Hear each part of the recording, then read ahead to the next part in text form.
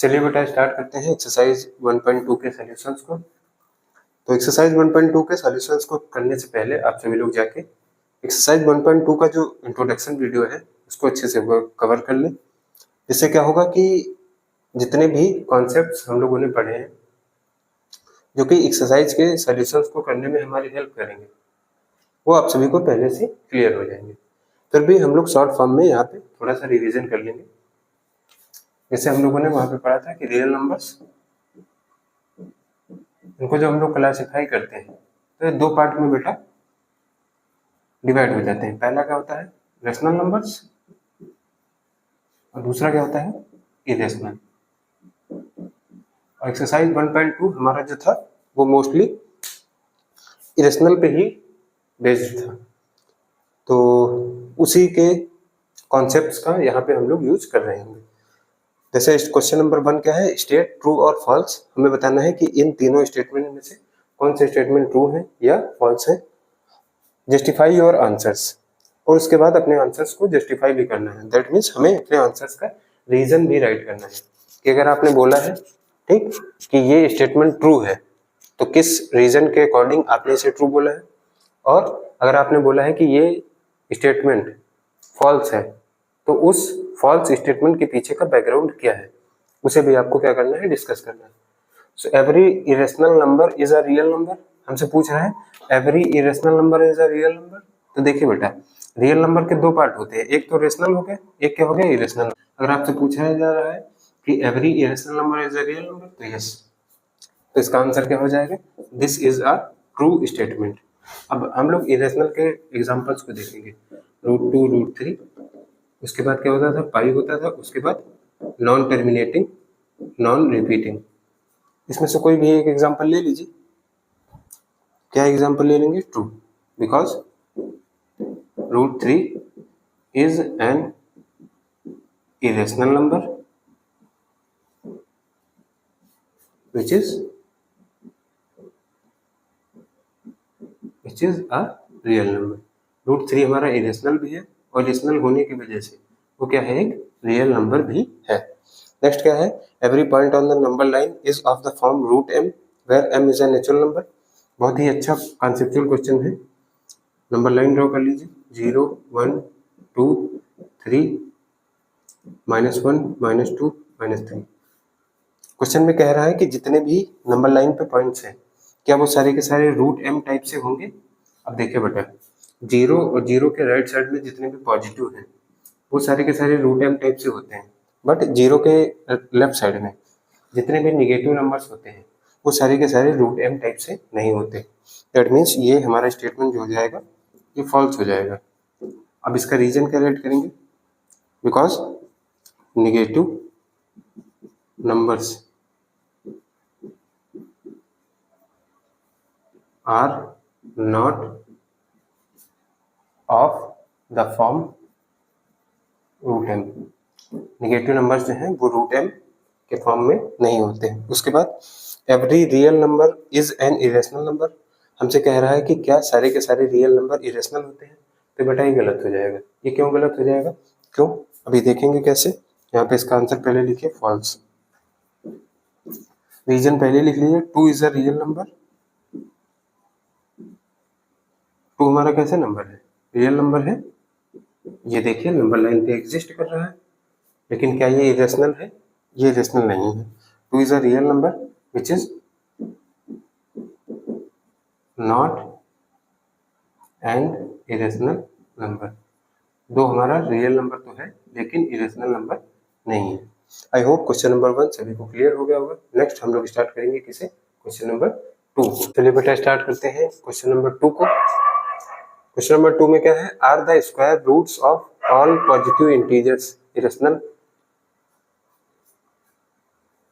क्या जितने भी पॉजिटिव इंटीजर्स हमारे हैं उन सबके स्क्वायर रूट्स इरेशनल होते हैं। सबसे पहले हमें बताना है ये स्टेटमेंट ट्रू है या फॉल्स है। इफ नॉट, अगर ऐसा नहीं है, give an example of the square roots of a number that is a rational number. अगर ऐसा नहीं है तो किसी एक नंबर का स्क्वायर रूट बताइए जो कि कैसा नंबर होता हो, रेशनल होता हो। सबसे पहले हम लोग राइट क्या करेंगे आंसर्स में, the square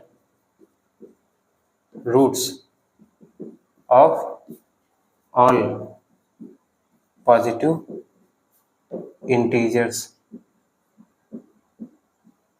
are not irrational. सबसे पहले तो ये लिख दिया हमने कि जितने भी पॉजिटिव इंटीजर्स हैं सबके स्क्वायर रूट जो होते हैं वो इरेशनल नहीं होते। अगर ऐसा नहीं है, अगर आपने नॉट वाला आंसर दिया है तो इसका एग्जांपल भी दीजिए। देखिए बेटा, 1 आपको पता है क्या है, इंटीजर है, इसका स्क्वायर रूट निकालिए 1 आएगा। ये कैसा नंबर हो जाएगा? विच इज अ रेशनल नंबर। ये कैसा नंबर है? रेशनल है। कई सारे एग्जांपल है, देखिए 4 है, 4 का रूट निकालिए 2 आ जाएगा। ये भी क्या है? Which is a rational number. उसके बाद रूट 9 है, आंसर क्या जाएगा? 3, which is a rational number. Root 16 है, ये सारे के सारे 1, 4, 9, 16 इंटीजर्स हैं, इनका रूट निकालना है तो क्या आ रहा है? रेशनल नंबर आ रहा है। तो बस यही हमारा क्या हो गया? क्वेश्चन नंबर 2 हो गया। आई होप सभी को क्लियर हो गया होगा। नेक्स्ट हम लोग स्टार्ट करेंगे क्वेश्चन नंबर 3 को।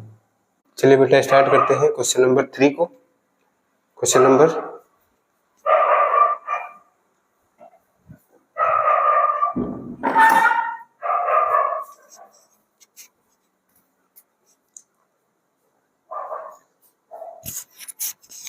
चलिए बेटा स्टार्ट करते हैं क्वेश्चन नंबर 3 को। क्वेश्चन नंबर 3 में क्या है?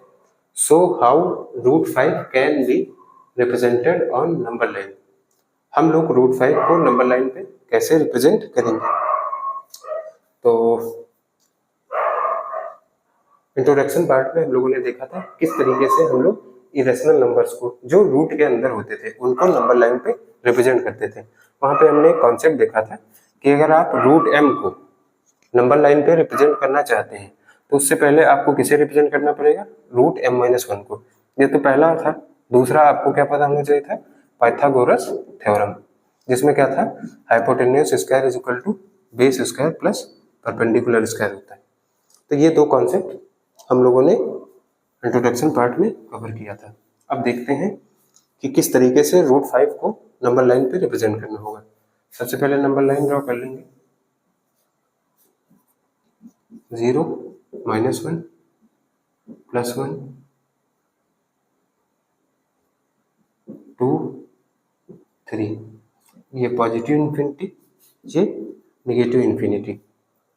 सबसे पहले अगर आप रूट 5 को रिप्रेजेंट करना चाहते हैं तो अभी जो फर्स्ट रूल हमने देखा था कि रूट 5 को अगर आप रिप्रेजेंट करना है, ठीक, तो उससे पहले क्या करना होगा? Root 5 - 1 that means root 4। इसका आंसर क्या जाएगा? 2। इसे रिप्रेजेंट करिए। अब ये कौन सा 2 है बेटा? +2 है। +2 कहाँ पे आएगा? देखिए ये आ रहा है।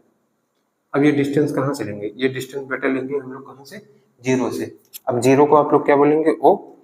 ये जो 2 है इसको क्या बोल दिया आपने? A। ये डिस्टेंस कितना हो गया? 2 हो गया।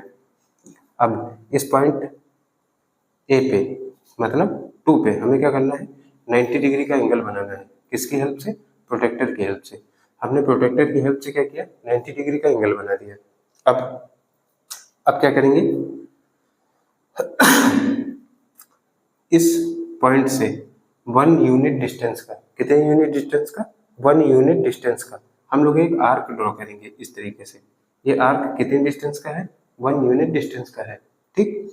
उसके बाद ये जो O पॉइंट है इसको इस आर्क के पॉइंट से क्या करेंगे? ज्वाइन कर देंगे। ये हमारा पॉइंट क्या हो जाएगा? B। ये हमारी जो डिस्टेंस है OB, ये हमारे कितना हो जाएगी? रूट 5 हो जाएगी। अब देखिए यहाँ पे लॉजिक क्या यूज हुआ है। देखिए ये ट्राइंगल आपको दिख रहा है कौन सा? OAB। ये 90 डिग्री है, ये हाइपोटेन्यूस है, ये बेस है, ये परपेंडिकुलर है। बेस कितना है? 2, परपेंडिकुलर कितना है? 1, ये हाइपोटेन्यूस कितना हो जाएगी? देखिए पाइथागोरस थ्योरम लगाइए। Hypotenuse square is equal to base square plus perpendicular square. Base कितना है? 2, तो 2 to the whole square plus perpendicular 1, तो क्या हो जाएगा? 4 + 1, आंसर क्या आ गया? 5।